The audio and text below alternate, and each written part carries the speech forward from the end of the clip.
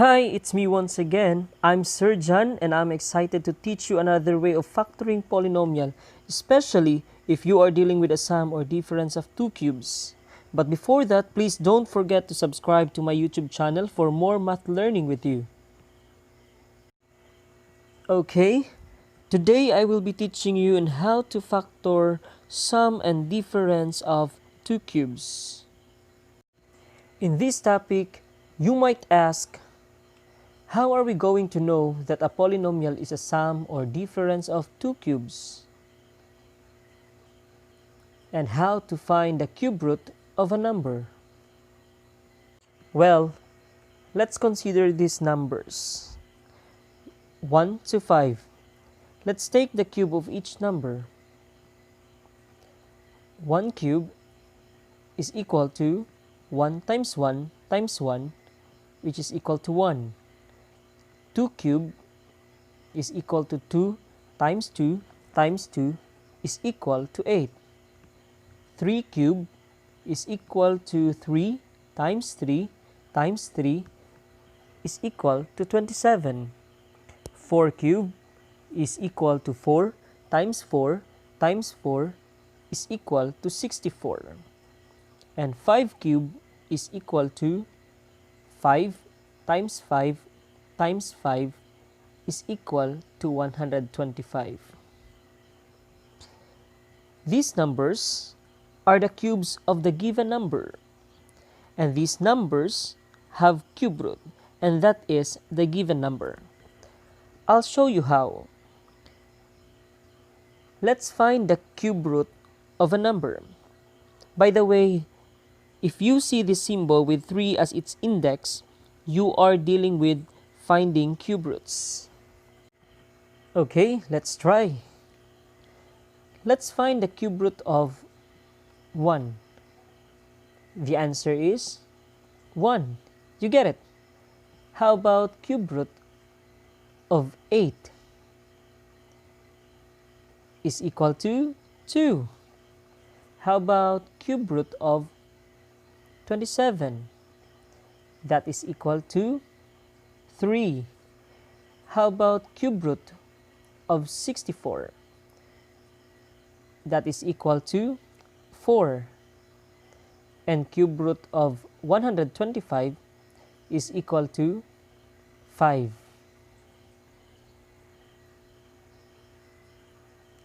How about this? The cube root of x cubed. That is equal to x. How about cube root of x raised to the power of 6? That will be equal to x squared. Remember, to get the cube root of a variable, just copy the variable and divide its exponent by 3. That is why, if you want to get the cube root of x raised to the power of 6, you copy the variable and divide the exponent 6 by 3. That's why we have x squared. Another question that you might ask, how are we going to know that a polynomial is a sum or difference of two cubes? There must be two terms, whether under addition or subtraction, but the important thing here that the two terms must have cube roots, or the two terms must be cubes. Let's apply. Which of the following polynomials is or are sum or difference of two cubes? Is it x cubed plus y cubed? Do these terms have cube roots? Yes, that's why this is an example of a sum of two cubes. How about m cubed plus 4? Does m cubed have cube root? Does 4 have cube root.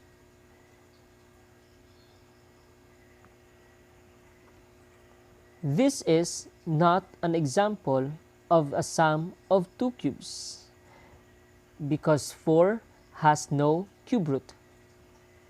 How about a cube minus 8? Does a cube have cube root? Does 8 have cube root? You're right.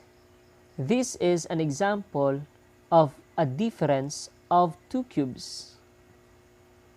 How about y squared minus 27? Does y squared have cube root? Does 27 have cube root? You're right. This is not an example of a difference of two cubes. Good job. So let's proceed. Let's have first the sum of two cubes. A cube plus b cube is equal to, step 1. Take the cube root of the first term. The cube root of a cube is a.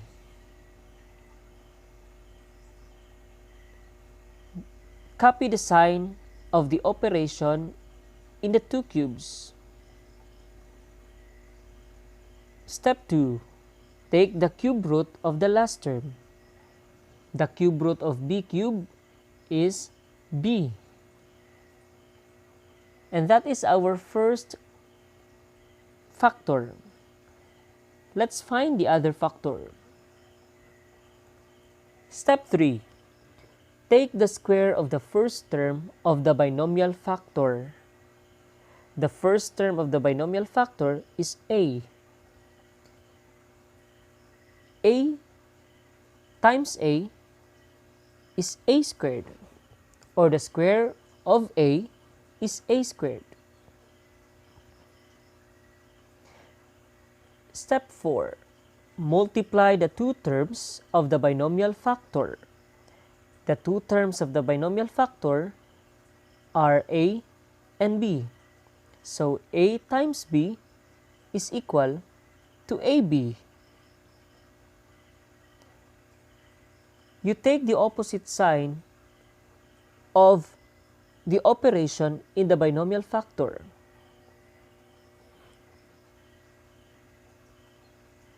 Step 5. Take the square of the last term of the binomial factor. The square of b is equal to b squared, and that is positive. Therefore, the factored form of a cube plus b cube is equal to the quantity a plus b times the quantity a squared minus ab plus b squared. In factoring difference of two cubes, we will follow the same steps in factoring the sum of two cubes. A cube minus b cube is equal to the quantity a minus b times the quantity a squared plus ab plus b squared. Take note, this must be the same sign,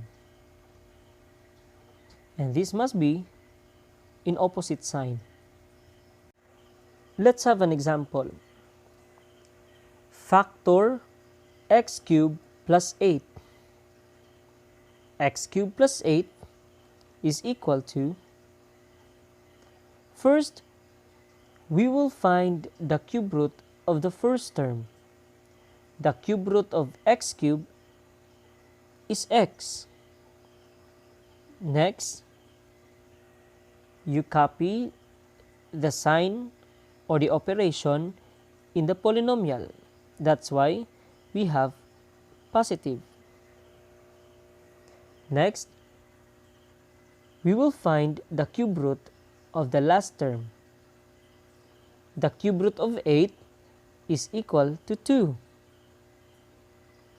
And this will be our binomial factor. We will continue to find the other factor.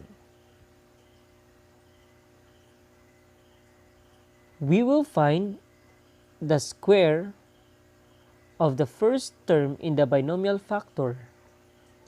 The square of x is equal to x squared. Next, we will take the opposite sign of this.